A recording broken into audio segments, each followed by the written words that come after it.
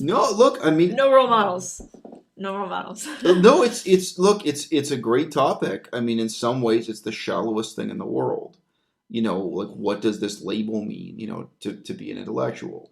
Or and I'm asking this at a time in 2018 when almost nobody uses the label, and when it is laughed at. So Sam Harris has tried to revive the label and talks about the intellectual dark web and this and it is laughable. It is worth scoffing at. It is worth ridiculing. It's true. I mean, like I say, are you wearing a cowboy hat because you're actually a cowboy? Or is it dressed up for Halloween? Some people are real intellectuals and some are not. As absurd as it sounds, not only is it possible to work in something like the academic study of history and not be an intellectual, it's common. It's not just possible to do humanitarian work in Laos and not be an intellectual. The vast majority are not. It's not, it's not just possible to be an artist and not be an intellectual. The vast majority are. So when we're looking for the trait, name the trait. What is the trait that makes someone intellectual? This is my way of putting it. I think part of being an intellectual is being perpetually, profoundly dissatisfied with your own ignorance, and then being perpetually, profoundly dissatisfied with the ignorance of your own society, the role of ignorance in the shaping of and functioning of your own society. Mm-hmm. And that may or may not exhibit itself in a really directly political way. What is the point? One answer, you've heard from me before on this YouTube channel. The point is who I am. The point is who you want to be and who you want to become. Right? And on some level, we all know that. I mean, it's shallow and it's deep at the same time. Right. Like what you read and what you care about and what kind of difference you're trying to make in the world, these things, they become who you are and you become them in a very real sense. Exactly. If you sit on the couch and watch football and drink beer after work, you become sitting on the couch football watching motherfucker. That's who you are. It's not, you can't put that aside and say, oh no, that's not who I really am. That's my true self. You can't say that's not who I really am. That's just what I do in my free time. No, you become what you do in your free time. That is who you are, right? Or you could say your free time is exactly. That's really hard to face up. Well, I think that's also what haunts intellectuals, right? I think that's part of what haunts you. So why try to learn Cree? It's not like I today can speak the Cree language fluently. Why try to learn Chinese? And why, within that, why care about Chinese politics and history in the kind of critical way that I do? Well, guess what? I get to be me. That's the final outcome, is that it's not that this is something I do, that this is who I am. This video has been a long time coming. I got a question many months ago from James. I'm just using first names. James is a longtime supporter on Patreon and someone who's also a vegan involved in baking. And I would guess in response to some video or another in which I used the word in passing, he asked me, what does it mean to you to be an intellectual? Or what is the meaning of being an intellectual in 2018. I got my best girl, Melissa, here off camera. If you're wondering what I'm looking at, I don't have any, it's not like I'm looking at notes I've written down from earlier or something. I'm not looking at my script. Okay, I have like 6 different things to say here, and none of them are logically linked together. So one of the first things I have to say, I was chatting with T-Cat recently, and he meant this in a totally positive way. But he said, jokingly, Eisel, stop calling yourself an autodidact. He said that's one of those laughable things that makes everyone cringe. Like if you call yourself an autodidact, he said, this was his joke or what he was saying. He said, it's like calling yourself an entrepreneur. Now, I get the joke he's making. But this is one of those things. Wearing a cowboy hat isn't camp and it isn't a costume. If you're actually a cowboy, if you actually work on a ranch with cows, you know what I mean? Yeah. Wearing spurs on your boots, it's not a Halloween costume if that's what you actually are. And I get the joke he's trying to make. Like, there are people who call themselves an entrepreneur, maybe especially on YouTube, maybe especially within the vegan movement, or maybe especially just maybe in fitness or something. Maybe he's thinking of some other. I guess that's true. The fitness YouTubers, they make an ebook, or they say they're giving Skype coaching, and they call themselves an entrepreneur. Okay, once in a while, people using that word it's maybe cringeworthy.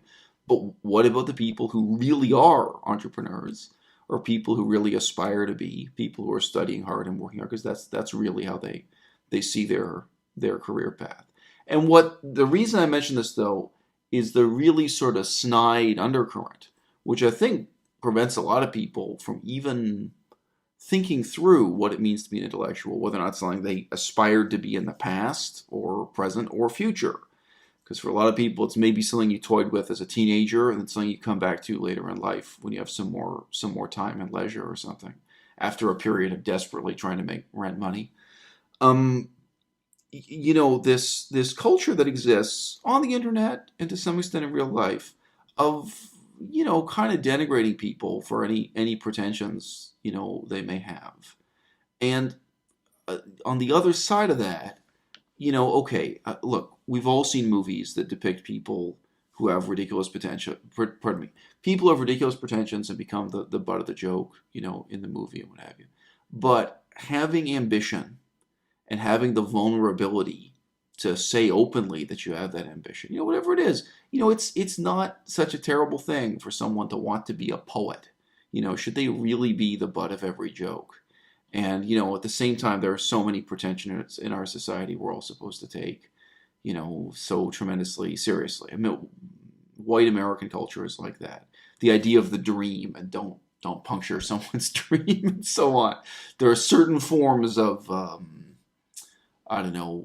affected innocence, of being a dreamer, that are culturally valorized and protected, and there are others that are always kind of, the butt of a joke.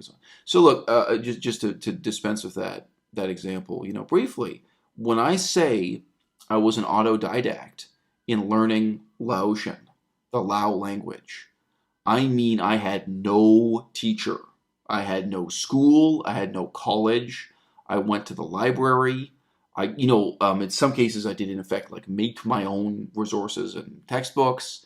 I can remember going to one library where they had photocopies of handouts that were used in United Nations refugee camps, for the Lao language education materials, and looking at that and being like, okay, what's useful here? And French colonial dictionaries, the language in the French colonial period, Laotian to French, and then figuring out the writing system had changed from that period to the modern period, and figuring out how the spelling system worked and documents from different eras.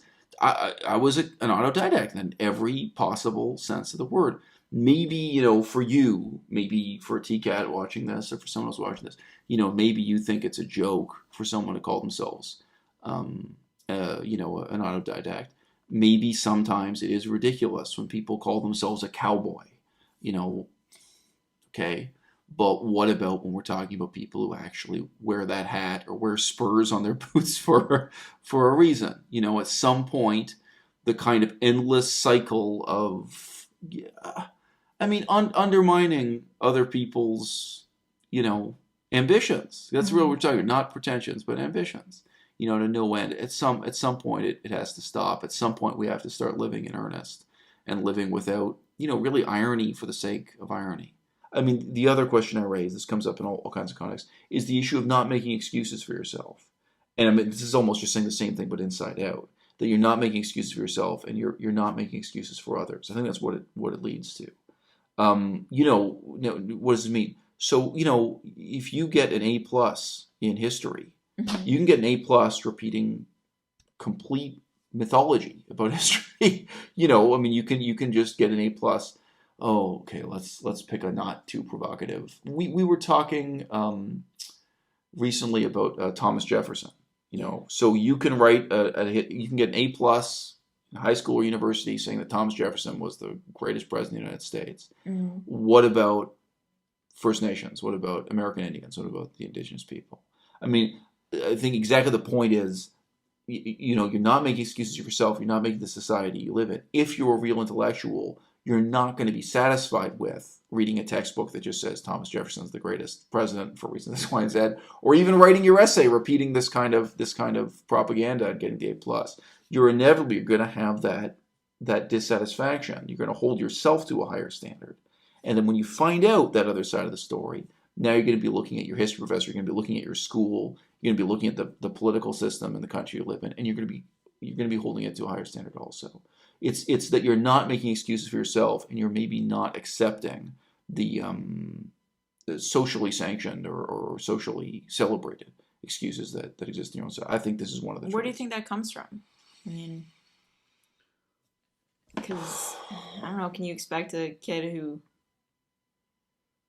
goes through education, the same education system, who has parents that don't really emphasize independent thought, like independent learning? I don't know. Look, it's a great question. Yeah. But I don't have an answer.